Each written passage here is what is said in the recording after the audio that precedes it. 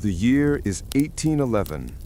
The United States is still young, restless, ambitious, barely finding its footing on the vast wilderness that stretches west of the Appalachian Mountains. In the rough settlements along the Mississippi and Ohio river valleys, people were too busy surviving, cutting timber, plowing raw soil, ferrying goods along muddy riverbanks, to worry about distant political quarrels in Washington or whispers of an approaching war with Great Britain. But then, something happened. Something too magnificent, too terrifying, too otherworldly for anyone to ignore. The messenger in the sky. In the spring of 1811, the heavens lit up with a sign, a star, but not a star. A glowing, ghostly traveler with a tail like a divine brushstroke. Its official name was C/1811 F1, but Americans called it the Great Comet of 1811. It appeared first in Europe, then grew brighter, bigger, bolder. By late August, it dominated the American sky. As autumn unfolded, its enormous head, nearly the size of Jupiter, burned visibly through the night. Its twin tails, one straight and gaseous, the other curved and dust-filled, stretched across 160 million miles of space. For over 260 nights, it shone above the frontier, brighter than anything except the moon. Imagine a night sky untouched by electricity, a black velvet dome over the Mississippi, and across it the glowing scar of a cosmic sword. To frontier people deeply rooted in scripture, folklore, and fear, this was no ordinary spectacle. It was an omen. What it meant, no one yet knew. And then the earth tore open. As the comet reached its full glory, the ground beneath America prepared its own terrifying answer. December 16th, 1811. Around 2 a.m., in the small Missouri Territory town of New Madrid, a deep, monstrous roar cracked open the night. Survivors described it as the sound of heaven collapsing, thunder, grinding stone, and something ancient waking up beneath the soil. Moments later, the ground convulsed. This was the first of the mighty New Madrid earthquakes, estimated at magnitude 7.5. The shaking was felt across half a continent, from Pittsburgh to Charleston, and even as far as Quebec.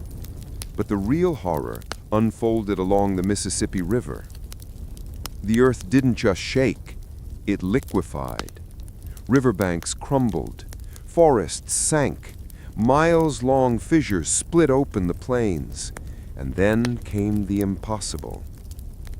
The Mississippi River began to flow backward. For a few surreal moments, massive waves pushed upriver. The riverbed rose violently, sand blows erupted, and whirlpools opened like watery mouths. Boatmen saw trees snapping like twigs. The air reeked of sulfur. People said it felt like the end of creation. The final blow, February 7th, 1812. Smaller quakes rattled the frontier for weeks, but nothing prepared the people for what came next. February 7th, 1812, a colossal quake struck, estimated around magnitude 7.7, one of the strongest in the history of the contiguous United States. The impact was so powerful that church bells rang in Boston, 1,000 miles away. The land was reshaped instantly.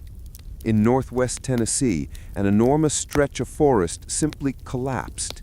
Within hours, the sunken woods filled with water, forming a new lake. Reelfoot Lake, a still, eerie monument to the earth's wrath, its drowned cypress trees still standing like ghosts under the water's surface. The little town of New Madrid was destroyed. Frontier families were left broken, physically, spiritually, emotionally. To them, the message was clear. The comet had warned them.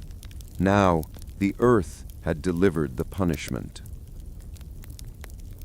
Prophecy, fear, and the rise of Tecumseh.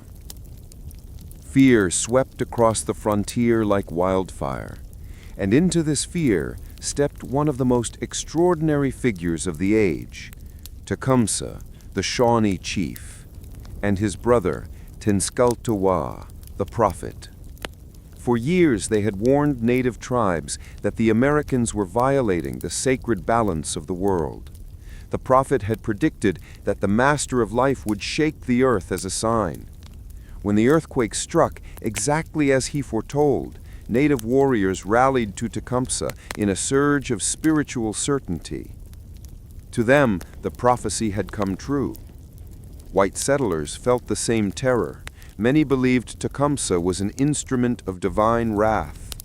Churches overflowed. Preachers declared that the quakes were the literal warning of Judgment Day. The psychological shock helped fuel the growing tensions that soon exploded into the War of 1812. The earthquakes did not just destroy land, they reshaped alliances, faith, and the trajectory of political power. A legacy written in heaven and earth. The comet eventually faded. The quakes slowed, but the consequences remained. In Europe, the warm comet-lit season produced the legendary comet wine vintage.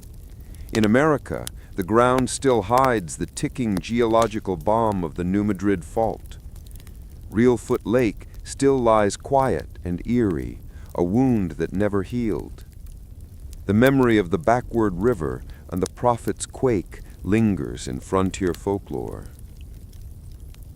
In 1811 to 1812, America witnessed a rare union of cosmic wonder and earthly terror, a time when the sky lit up with a blazing omen, and the ground answered with a shattering roar.